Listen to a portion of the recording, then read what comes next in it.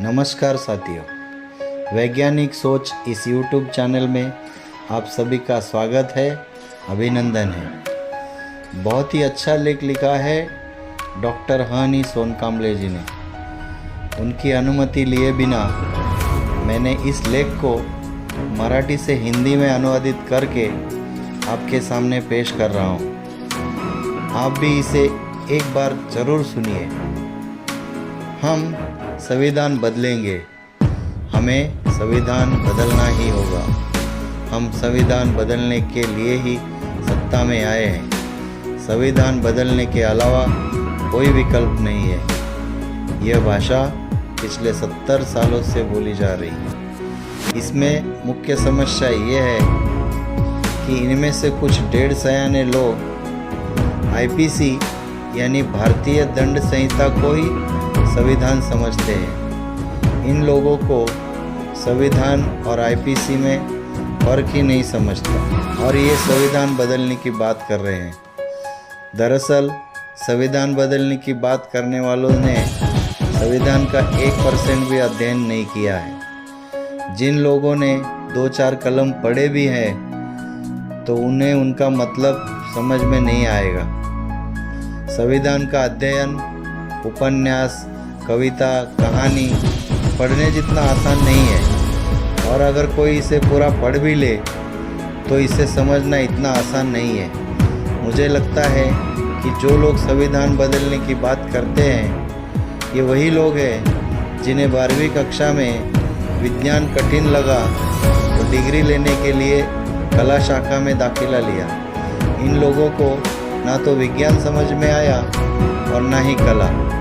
ऐसे लोग संविधान को कैसे समझ सकते हैं? मूलतः भारत की संविधान की सभा दुनिया की सबसे विद्वानों की सभा थी, क्योंकि इस संविधान सभा में 100 से ज़्यादा लोग बैरिस्टर थे।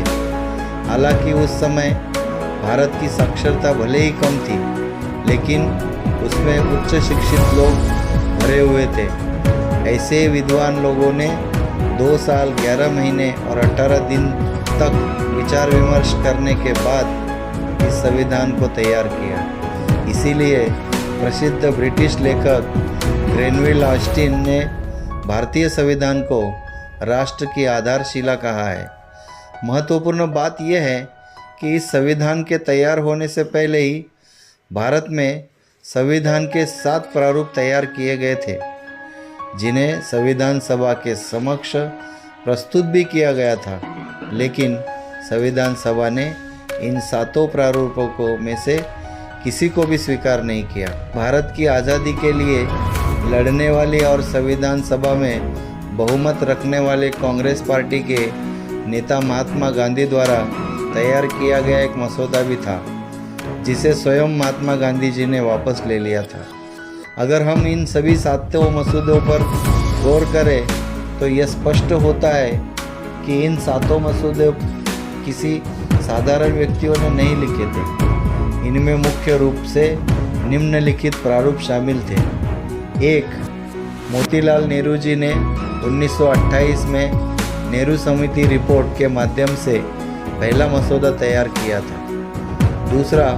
मानवेंद्र नाथ राय ने 1944 में न्यायमूर्ति एम श्री वी.एम. तारकुंडे, प्राध्यापक गोवर्धन पारिक और प्राध्यापक विनयेंद्र नाथ बैनर्जी के सहयोग से स्वतंत्र भारत के लिए संविधान नाम से 137 अनुच्छेदों का भारतीय संविधान का प्रारूप तैयार किया था।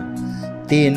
हिंदू महासभा ने 1944 में हिंदुस्तान स्वतंत्र राज्य का संविधान नाम से संविधान का प्रारूप तैयार किया था।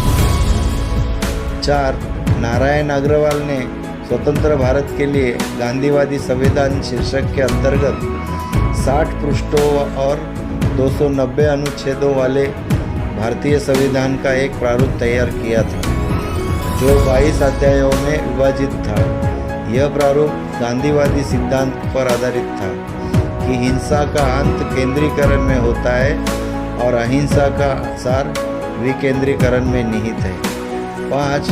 समाजवादी पार्टी ने भारतीय गणराज्य का संविधान नामक मसौदा तैयार किया था, जो 27 अध्यायों में विभाजित था और जिसमें 56 पृष्ठ और 318 अनुच्छेद थे।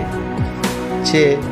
Doctor B.R. अम्बेडकर जी ने 1947 में स्वतंत्र भारत के संविधान में राज्य और अल्पसंख्यक उनके अधिकार और उनकी सुरक्षा कैसे की जाए शीर्षक से एक मसौदा तैयार किया था। 7.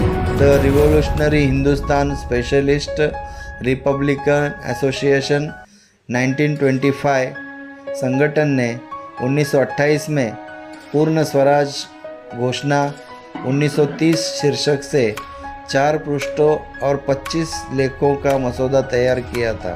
1947-48 के पहले संविधान के इतने सारे मसौदे तैयार हो गए थे, तो क्या इनमें से किसी एक को स्वीकार करके देश चलाया जा सकता था?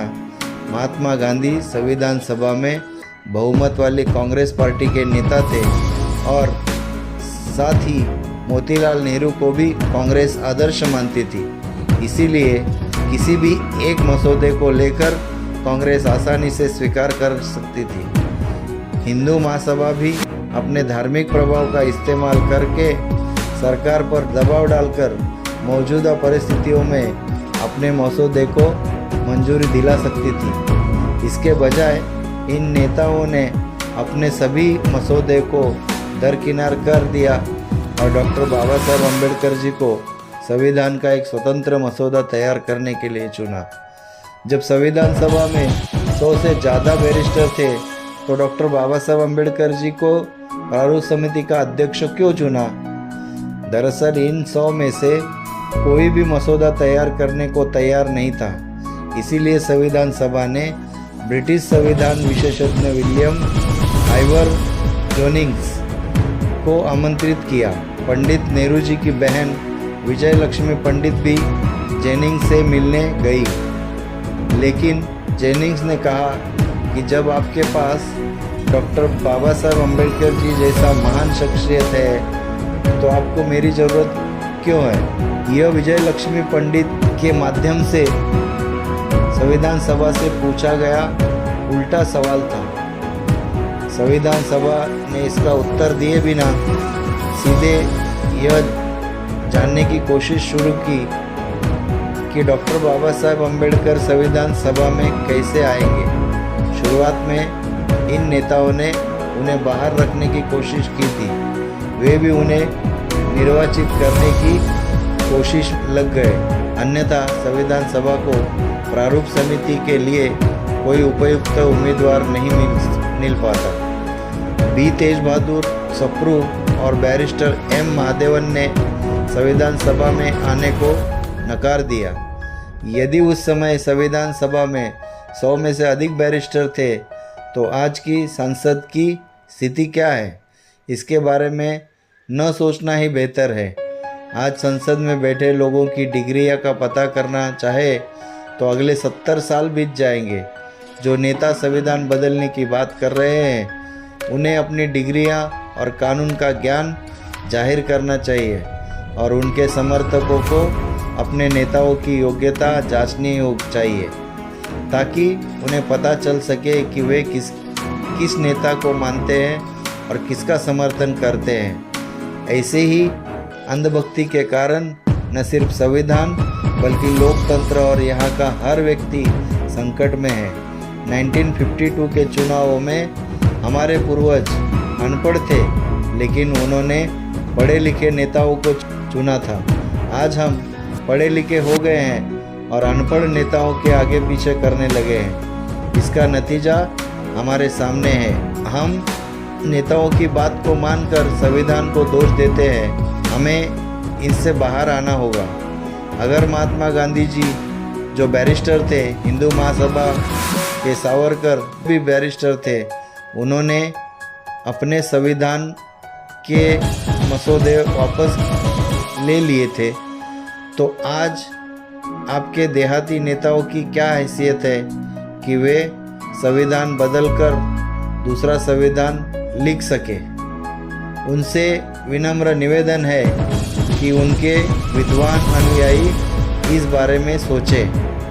शिव शाहू फुले अंबेडकर आंदोलन के विद्वान और लेखक डॉक्टर ह.नि. सोनकांबले जी के लेखन को शत शत नमन करता हूँ और यहाँ रुकता हूँ। साथियों, जानकारी अच्छी लगी और आप चैनल पर नए हैं तो चैनल को सब्सक्राइब करें, लाइक करें, बेल नोटिफिकेशन ऑन करें ताकि हमारे आने वाली वीडियो की जानकारी सबसे पहले आपको मिले। धन्यवाद।